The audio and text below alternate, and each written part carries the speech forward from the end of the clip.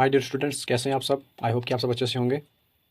स्वागत है आप सभी का फिर से आप ही के अपने चैनल द मैथमेटिक्स में। आज की इस वीडियो में हम एक्सरसाइज 1.4 के ये सभी पार्ट्स को कवर करने जा रहे हैं। क्वेश्चन जो हमारे पास पहला है वो है, without actually performing the long division state whether the following rational numbers will have a terminating decimal expansion और a non terminating repeating decimal expansion.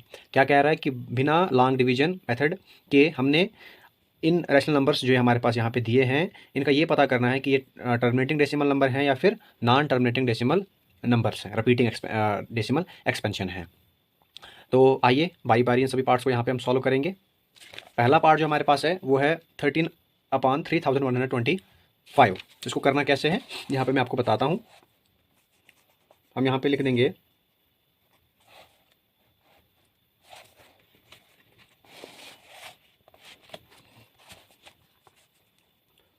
13/3125। अब सबसे पहले हमने ये देखना है कि ये नंबर्स, ये भी हमने देखना है कि ये को प्राइम नंबर आपस में होने चाहिए। को प्राइम नंबर वो नंबर होते हैं जिनका एचसीएफ सिर्फ 1 होता है, ठीक है। उसके अलावा उनके कोई भी कॉमन फैक्टर नहीं होते हैं। तो सबसे पहले इनके हम फैक्टर यहाँ पे करते हैं, लेकिन उससे पहले मैं आपको बता दूं कि यहाँ पे हमें क्या बताया है। ये टर्मिनेटिंग और नॉन टर्मिनेटिंग हम कैसे बता सकते हैं। अगर टर्मिनेटिंग नंबर होगा, अगर हमारे पास क्यू जो है, मतलब यहाँ पे पी बाई क्यू की फॉर्म में है, यहाँ पे ये जो नंबर है ये पी बाई क्यू की फॉर्म में है, तो हमने क्या देखना है कि क्यू जो होना चाहिए वो क्या होना चाहिए, वो टू की पावर एन या 5 की पावर m की फॉर्म में अगर होगा क्यों हमारे पास, तो ही ये टर्मिनेटिंग डेसिमल नंबर है, ठीक है। टर्मिनेटिंग डेसिमल एक्सपेंशन है। और अगर इन दोनों में से किसी भी फॉर्म में यहाँ पर क्यों नहीं होगा, तो फिर वो क्या होगा, नॉन टर्मिनेटिंग रिपीटिंग डेसिमल, ठीक है। तो आइए शुरू करते हैं। सबसे पहले हम यहाँ पे, अब आपको पता है कि 13 जो है एक प्राइम नंबर है, इसके फैक्टर तो बाकी हो नहीं सकते हैं। तो यहाँ पे अगर हम करके भी ज़रा देख लें तो हमारे पास ये कुछ इस तरह से होगा। 13 के फैक्टर तो 13 1 जार 13, तो इसका फैक्टर तो यही आएगा। और दूसरा हमारे पास साथ में यहाँ पे जो है ये इसके फैक्टर भी निकाल लेते हैं 3125 के। तो ये है हमारे पास 3125 के भी फैक्टर निकालेंगे यहाँ पे। तो ये होता है 625 5,000। फिर इसके यहाँ पे फैक्टर हम निकालेंगे तो ये हो गया 125 5,000। और फिर उसके बाद इसके भी फैक्टर निकालेंगे तो 5 और 5 5 1 जार 5। तो आप देख सकते हैं कि यहाँ पे इस 3125 के ये फैक्टर निकले हुए हैं। तो यहाँ पे हम इसी को सेम ऐसे ही लिख लेंगे। यहाँ पे हम लिखेंगे 13 के तो कोई फैक्टर नहीं हुए, तो 13 ही लिखेंगे। और यहाँ पे इसके हमारे पास फैक्टर कितने आए हैं, 5 के कितने, 5 1 2 3 4 और 5, तो 5 की पावर कितनी है, 5। तो देखिए मैंने आपको अभी बताया था कि जो क्यू है हमारा, जो क्वोशंट सॉरी, जो हमारे पास जो क्यू होगा वो क्या होना चाहिए, या तो वो 2 की पावर n या 5 की पावर m की फॉर्म में होना चाहिए। तो यहाँ पे देखिए हम देख सकते हैं कि यहाँ पे 5 जो है वो 5 टाइम्स आया हुआ है, ठीक है। तो यहाँ पे हमें दिख रहा है कि 5 की पावर जो है m की फॉर्म में यहाँ पे आ रहा है। और अगर मैंने आपको याद होगा, पहले मैंने बताया था कि अगर इन दोनों में से कोई भी है, ये दोनों भी अगर हमारे क्वेश्चन यहाँ पे क्यू में उसकी जगह पे आते हैं, तो इसका मतलब ये क्या होगा, टर्मिनेटिंग डेसिमल एक्सपेंशन। तो हम यहाँ पे लिख सकते हैं, इसके आगे यहीं पे लिख सकते हैं, आप चाहें तो नीचे भी लिख सकते हैं, मैं यहीं पे लिख दूंगा टर्मिनेटिंग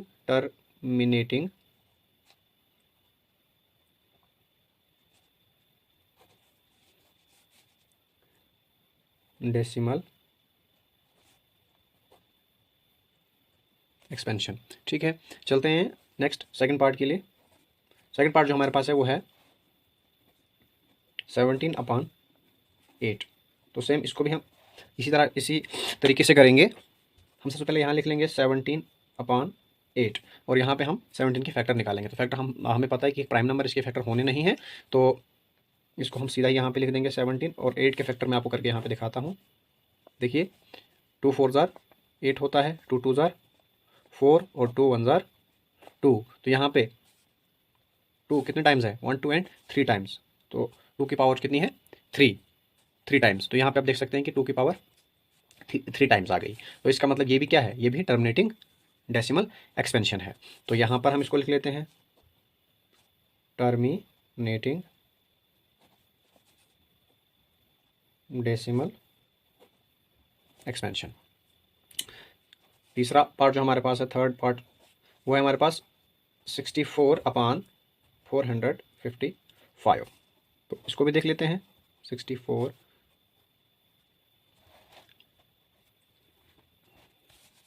सबसे पहले हम 64 के फैक्टर यहाँ पे निकालेंगे। तो 64 के फैक्टर 32 टू ज़ार होता है 64, फिर 32 के फैक्टर निकलेंगे तो 16 टू ज़ार, फिर उसके बाद 8 टू ज़ार 16 और 4 टू ज़ार 8 और उसके बाद देन 2 टू ज़ार 4 और 2 1 ज़ार 2। तो चलिए 64 के फैक्टर तो यहाँ पे हो गए हैं 1 2 3 4 5 6। तो 2 कितने टाइम्स है? 6 टाइम्स है, तो यहाँ पे हम 6 लिख लेते हैं। और इसी वे में हम इसके फैक्टर निकालेंगे यहाँ पे 455 के हम यहाँ पे फैक्टर करेंगे। तो हमारे पास फैक्टर सबसे पहले यहाँ पे 5 91 5 ज़ार होता है 455 और उसके बाद 91 के फैक्टर होंगे 13 7 ज़ार और ये एक प्राइम नंबर आ गया यहाँ पे, तो 13 1 ज़ार 13। तो यहाँ पे हमारे पास जो 455 के फैक्टर हमारे पास क्या आए हैं 5 7 और 13। इससे पहले हमारे पास इस तरह के फैक्टर नहीं आए थे। तो हम देख सकते हैं कि ना ही ये 2 की फॉर्म में है और ना ही ये 5 की फॉर्म में। मतलब जो हमारा क्यू जो है वो हमें बताया था कि अगर वो 2 या 5 उसके क्यू की जगह पे आता है तो इसका मतलब वो टर्मिनेटिंग होगा। यहाँ पे हम देख रहे हैं कि यहाँ पे 5 7 और 13 है, तो हम इसको सेम ऐसे ही यहाँ पे लिख लेंगे। हम लिखेंगे 5 इंटू 7 इंटू 13। तो हमने देखा कि यहाँ पे ना तो 2 हमें दिख रहा है और ना ही हमें यहाँ पे 5 दिख रहा है तो इसके डिनोमिनेटर में। तो यहाँ पे हम इसको लिख सकते हैं, अगर ये टर्मिनेटिंग नहीं है तो फिर क्या होगा, ये नॉन टर्मिनेटिंग होगा। ठीक है, तो हम इसको लिख लेंगे, यहाँ पे लिख लेंगे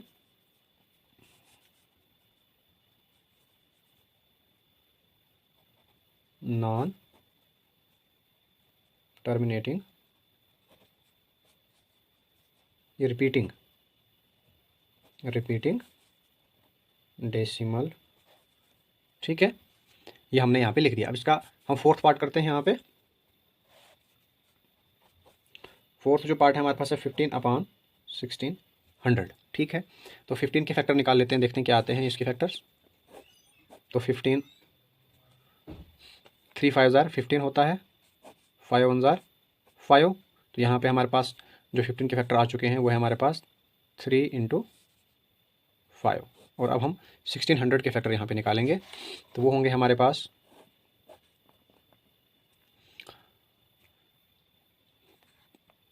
800 टू ज़ार, फिर 400 टू ज़ार, फिर 200 टू ज़ार, फिर 100 टू ज़ार, फिर 50 टू ज़ार 100 होता है और 25 टू ज़ार 50 और उसके बाद 5 5 ज़ार 25 और 5 1 ज़ार 5। तो यहाँ पे हमारे पास इसके जो फैक्टर आए हैं वो मिक्स आए हुए हैं, टू भी आया हुआ है और यहाँ पे 5 भी आया हुआ है। तो हम लिखेंगे पहले 2 कितने बार आया है यहाँ पे, 1 2 3 4 5 6। तो जो 2 की पावर है वो 6 टाइम है, तो हम यहाँ पे लिखेंगे 2 जो है हमारे पास है वो 6। और हम यहाँ पे देख पा रहे हैं कि 5 हमारे पास 2 है। ठीक है, और यहाँ पर हमारे पास जो है 5, यहाँ पर ऊपर भी एक 1 आया, तो यहाँ लिखेंगे 5 इंटू 5। तो आप देख सकते हैं कि इस 5 से ये 5 कट गया, तो हमारे पास जो रह जाएगा वो रह जाएगा 2 की पावर 6 इंटू 5। तो ये भी हमने देखा कि ये 2 और 5 जो क्यू है हमारा, ठीक है, जो डिनोमिनेटर है या क्यू जो हमारा है वो किस फॉर्म में आया, 2 और 5 की फॉर्म में। तो जो जब भी 2 और 5 की फॉर्म में आएगा क्यू, अगर 2 या 5 होगा तो हम क्या लिखेंगे यहाँ पे, इसको टर्मिनेटिंग डेसिमल एक्सपेंशन। यहाँ पे लिख लेते हैं। अब आगे भी लिख सकते हैं, जगह नहीं यहाँ पे जगह नहीं रही है तो हम यहाँ पे लिख लेंगे टर्मिनेटिंग डेसिमल एक्सपेंशन। अब इसका फिफ्थ पार्ट है, उसको देखते हैं। फिफ्थ पार्ट हमारे पास है 29 और 343। ठीक है, तो 29 और 343। सबसे पहले हम 29 के फैक्टर करेंगे, तो ये एक प्राइम नंबर है तो इसके फैक्टर यही आएंगे। तो ये आएगा हमारे पास सेम ऐसे ही आएगा 29, क्योंकि एक प्राइम नंबर है। ठीक है, आप जानते हैं कि प्राइम नंबर जो होते हैं उनके खुद के अलावा और कोई फैक्टर नहीं होते हैं। तो हाँ, इसके फैक्टर हम यहाँ पे निकालेंगे। इसके फैक्टर हम यहाँ पे निकालेंगे इस तरह से 343 के फैक्टर होंगे हमारे पास 49 7 ज़ार 343 और फिर 7 7 ज़ार होता है 49 और फिर 7 1 ज़ार होता है 7। तो हमने क्या देखा यहाँ पे, 7 कितने टाइम्स आया यहाँ पे, 3 टाइम्स, तो 7 की पावर 3। तो आप अब मुझे लगता है कि आप खुद भी ये समझ चुके होंगे कि ये नंबर जो है, ये जो हमारे पास ये रैशनल नंबर जो हमारे पास दिया हुआ है, तो ये क्या है, ये रिपीटिंग है या नॉन टर्मिनेटिंग है या टर्मिनेटिंग है। तो आप अभी बता सकते हैं मुझे कि जो ये नंबर है, आपको ये समझ में आ रहा होगा कि ये जो नंबर है ये non terminating repeating decimal number है। ठीक है, तो यहाँ पे आप इसको लिख लीजिए, non terminating repeating decimal expansion. ठीक है, उसके बाद हमारे पास सिक्स्थ पार्ट जो है वो है 23/2 की पावर 3 और 5 की पावर 2। ठीक है, तो इसको भी देख लेते हैं।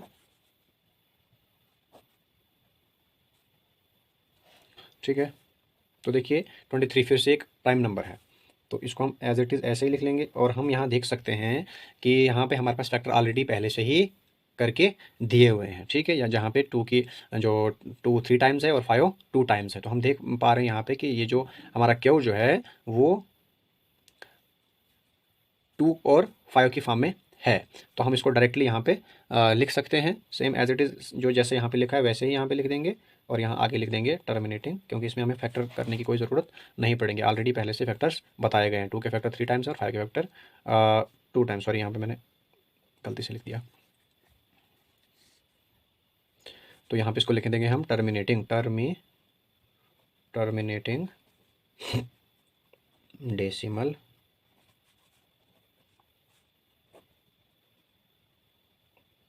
एक्सपेंशन। ठीक है, उसके बाद हमारा जो नेक्स्ट पार्ट है वो है 129 और 2 के फैक्टर 2 टाइम्स, 5 7 और 7 भी 5 टाइम्स। ठीक है, तो एज इट इज़ ज़रा इसको ऐसे लिख देंगे हम पहले।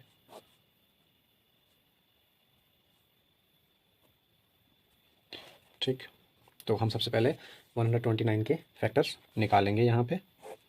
तो 129 के फैक्टर इस तरह से हैं, 43 3 ज़ार 23, हाँ। और उसके बाद ये एक प्राइम नंबर आ चुका है यहाँ पे, तो इसको हम एज इट इज़ ऐसे ही लिखेंगे। तो 129 के जो फैक्टर हैं वो क्या है, 3 × 43। और अब नीचे आप देख पा रहे होंगे कि यहाँ पे 2 के जो फैक्टर हैं 2 टाइम्स 5 7 टाइम्स, और यहाँ पे 7 भी है। लेकिन हमें ये पता है कि क्यों में सिर्फ या तो 2 और या तो 5 होना चाहिए, इसके अलावा और कुछ नहीं। तो यहाँ पे हम देख रहे हैं कि यहाँ 7 भी है, तो इसका मतलब ये क्या नंबर है, ये टर्मिनेटिंग होगा या नॉन टर्मिनेटिंग, ये नॉन टर्मिनेटिंग होगा। ठीक है, तो इसको हम लिख देंगे यहाँ पे नॉन टर्मिनेटिंग रिपीटिंग। ठीक है, ये रिपीट हो रहा है, रिपीटिंग डेसिमल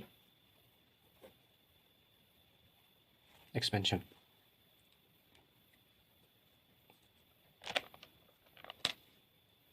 उसके बाद हमारे पास